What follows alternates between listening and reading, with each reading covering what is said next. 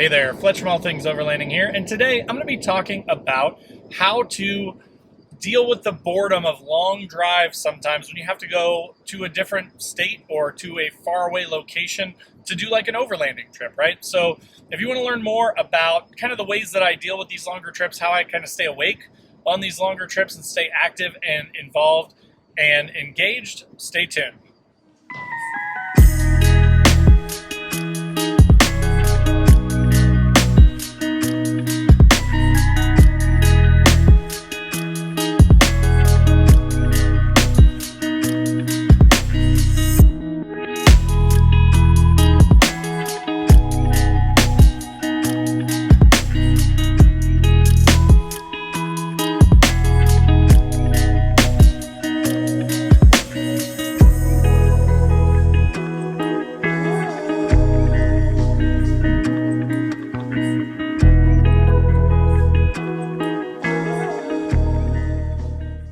Alright guys, so as I mentioned in the intro, today I'm talking about longer trips to get to destinations for overlanding.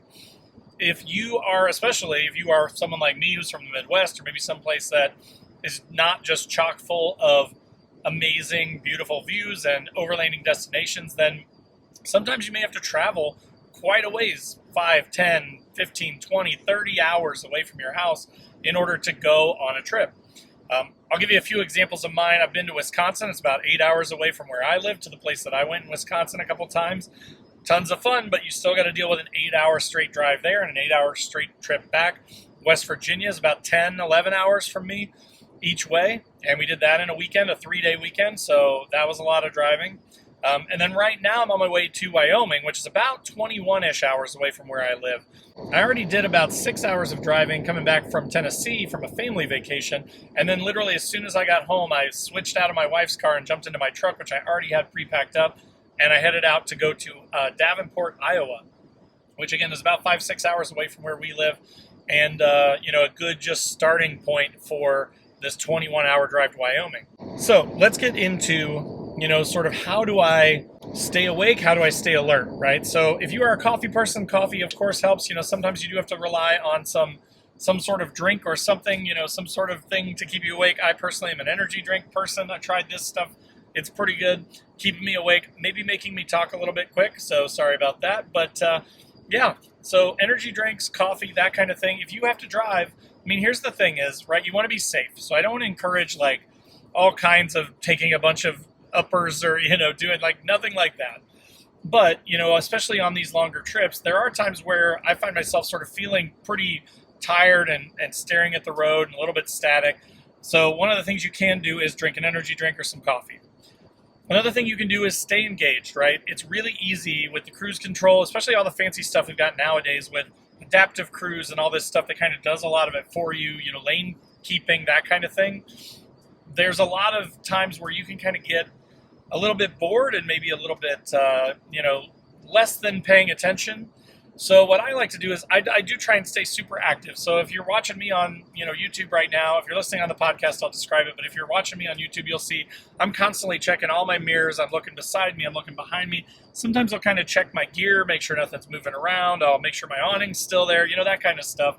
But trying to keep engaged, watching far ahead, not just staring at the bumper of the vehicle in front of me, but, watching 5-6 cars up, making sure that when people are coming on ramps and stuff that I'm aware of it, what's happening with the traffic up there, where am I going to be when somebody comes down off that on-ramp, and just kind of, again, being a really active, engaged participant in driving. That's probably the best thing that I could recommend is, not letting yourself just get, laid back in the seat and get too comfortable to where, you're just not paying any attention. If you're paying attention, then that keeps you active, it keeps you alert, it keeps you engaged. Another thing I do is I listen to music. I cannot have silence. Like this, actually, me just doing this video right now without music playing is a little bit weird for me. But I do like to listen to music, things like that. Some people listen to shows or podcasts and things like that, books on tape, that kind of thing. Obviously, I don't recommend watching shows while you're driving. That's not approved behavior per the, DOT. But just something to kind of keep your brain going. Books on tape are great. Podcasts are great. Music is great. Again, trying to keep yourself active, trying to keep yourself engaged. So those are kind of some of the things that I do to kind of stay awake and stay active and on top of what's going on with my driving. So then next, let's talk a little bit about what to do if you do start to feel really fatigued and tired. If you start to, kind of get that tunnel vision, if you start to experience, kind of, especially if you start to get drowsy, if you start to really feel like your eyes are closing, which I've had happen to me multiple times, that's a scary situation. It's definitely not something to take lightly. There's no reason to push through and try and be a badass and go, all the way if you're literally falling asleep at the wheel. You do not want that to happen. So, some of the things that I do, again, is I will break up the monotony. So I will, call my wife. I will change from the playlist that I've been playing to a new playlist. I will change from a song playlist to a book on tape or something, you know what I mean? Like, I'll mix things up a little bit.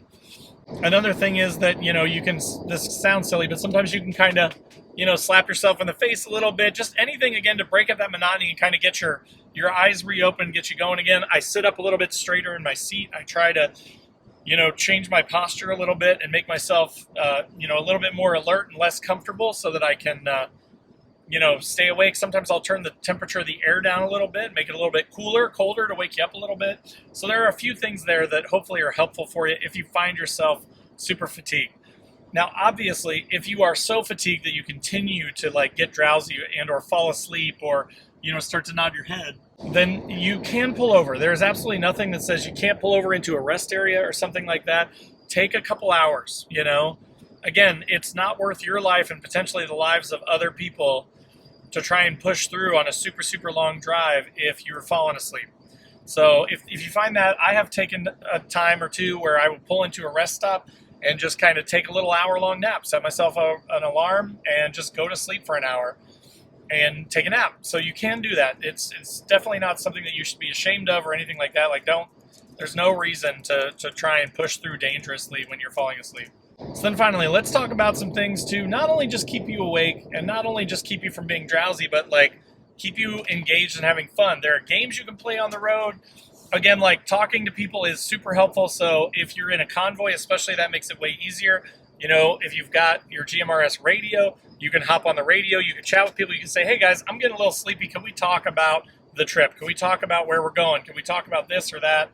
So there are games that you can play, things that you can look for. My kids a lot will play this game. And when I get really tired, sometimes I'll play it just to keep me, interested and kind of looking around. But where you look for the first letter of a word in alphabetical order. So A, you look for whatever. E, you look for exit, right? You look for these words. A, there's an always on the back of this Walmart truck in front of me. B, you look for something that starts with a B. Bentonville, Arkansas. So there you go. You could kind of find stuff around you in your environment. I know it's a kid's game. I'm just saying, if you're by yourself, nobody knows anyways, right? It's not worth falling asleep. Play a game or something to yourself. Keep yourself going. Again, if you're in a convoy, if you're in a group and you guys have radios, if you have GMRS radios, you can, chat on that and say, hey guys, I'm feeling a little drowsy. Can we talk about where we're going? Can we talk about this first night of camping? Can we talk about the trip? Tell me a funny joke. There's all kinds of things that you guys can talk about on the radio just to kind of keep yourself active. If you don't have someone to talk to on the radio, like right now I'm solo going to meet up with the rest of my group, then you could call someone, call a friend, call a family member, talk to them on the phone to keep yourself awake, make it a little bit more fun. Again, I mentioned them earlier, but books on tape and stuff, podcasts, those are sort of fun and they will keep you engaged and not only just allow you to pass the time, but actually, make it more fun. You can accomplish things while you're driving, right? So while you're driving, you're knocking out reading a book, or you're knocking out listening to a podcast or two. Listen to all things overlanding, that kind of thing. So again, those were kind of some of my tips. I'm on a trip right now, so it made me think of this stuff, and I was like, you know what, I'm just going to record this really quick for you guys.